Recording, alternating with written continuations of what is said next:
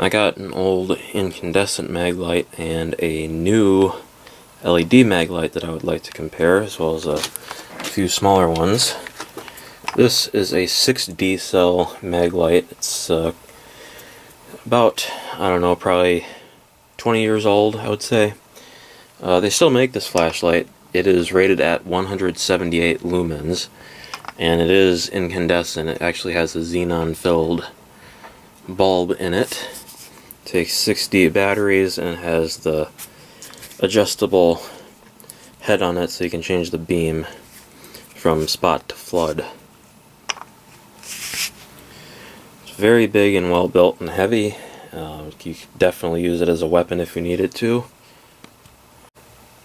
These always came with a spare bulb in the end cap, or the tail cap inside of the spring.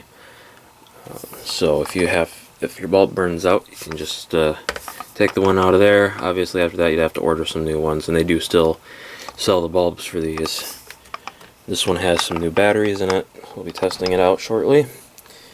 And right here, this is a new Maglite ML300L. This is an LED, and it is a 1002 lumen flashlight. It takes 4D batteries. Pretty much the same as this one. This one also has an adjustable head on it so you can change the beam. Very well built and heavy. Obviously not as heavy as this one because it doesn't have as many batteries, but still a very well built flashlight. Maglite has sort of lost their edge in recent years because other companies have come out with smaller tactical flashlights like this. This is a Streamlight ProTac 2LX. These are very bright and very small. But the advantage with these, which I haven't even talked about yet, is the fact that they have much longer battery life than those small flashlights do. And they also have much better heat dissipation. Lights of this size, which I have some that are exactly the same size as this that are over 1,000 lumens, they get very hot and the batteries don't last very long if you have them on the high setting. This, you got big D batteries in it, so they're going to last a long time. And since this thing is so big, it's going to dissipate the heat very well. So that's one of the reasons you would want to go with a big Maglite like this. These are also made in the USA, which is nice. I think a lot of people have simply ignored the fact that the Maglites have improved over the years. Yes, they still make a very large flashlight, but they also make some smaller flashlights.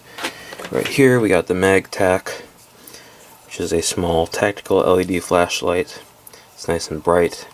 They make a non-rechargeable and a rechargeable version of this. I got the non-rechargeable version that takes the CR123A lithium batteries. The rechargeable version is even brighter. But this is a nice bright flashlight, as you can see, and it's in a nice small package. And we got the Maglite XL200, which is another small LED flashlight, very bright. And then the new Mini Maglite, which is also a lot brighter than the old ones. This is an LED. Turn it on. You can see it is quite bright. This version of the MagTac is 320 lumens.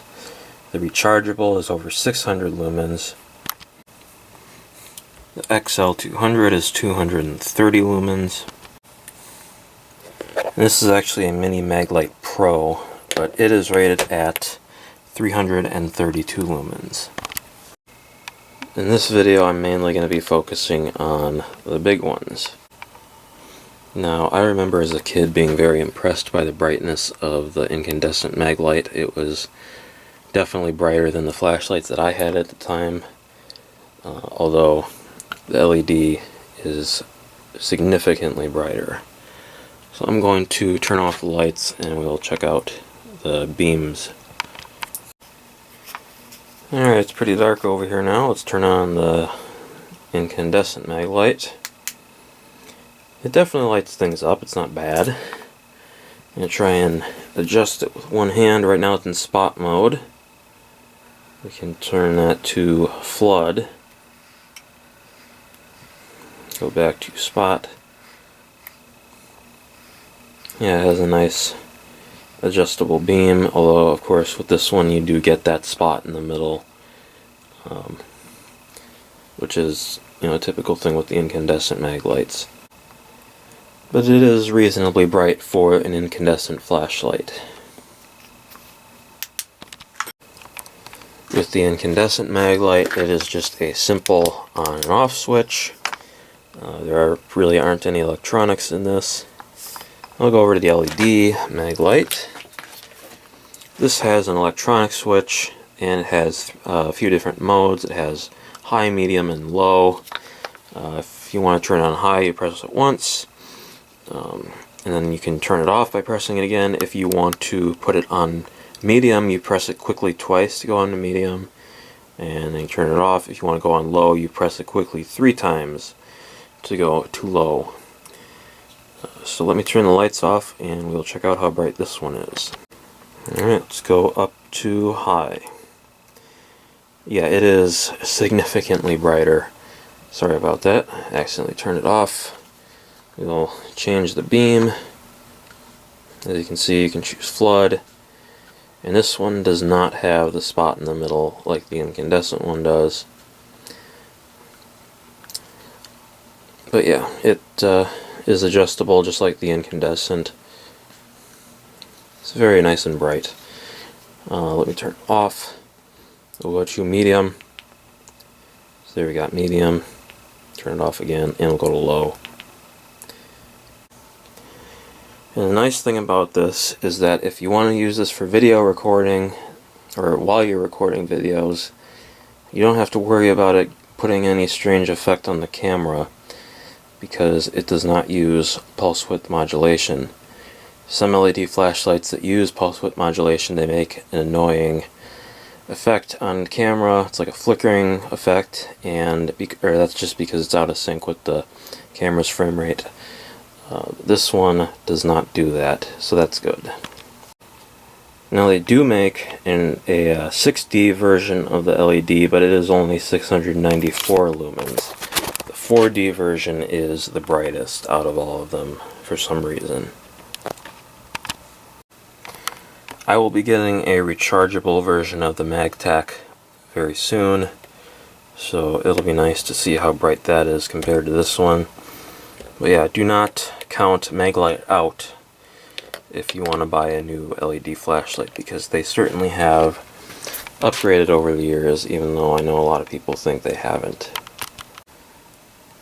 And I'm now pointing the camera to a dark part of the basement. Let's see how bright the incandescent Maglite is.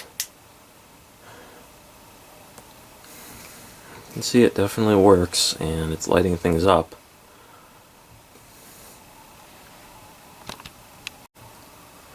And now we'll do the LED version. It is definitely brighter.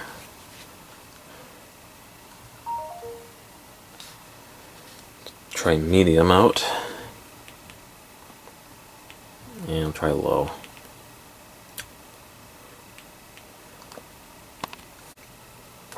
And just for comparison's sake, I will try the XL200. There we go with the XL200. Here is the non-rechargeable MagTac.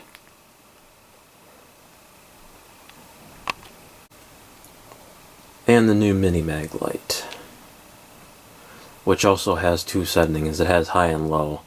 If you want low, turn it on quick, and then turn it off, and then turn it back on, and you get low. But this is a significant improvement over the original incandescent Mini Maglite. So as you can see, even these small Maglites are brighter than the old incandescent Maglites are. This one is significantly brighter. And of course there are other options on the market that are brighter that you can get.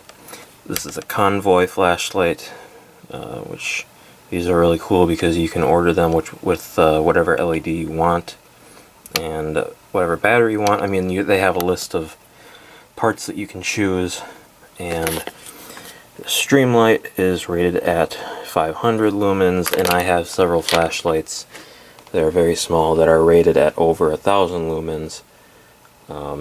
Matter of fact, I am currently testing a couple of O-lights, testing the battery life on them, and those are rated at 4,200 and 4,600 lumens, and they are quite small in size.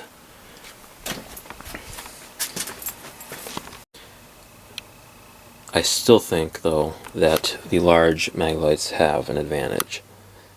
And like I said before, that is heat dissipation and the fact that it'll have better battery life. Is it a good everyday carry flashlight? Can you fit it in your pocket? No, not unless you have really big pockets.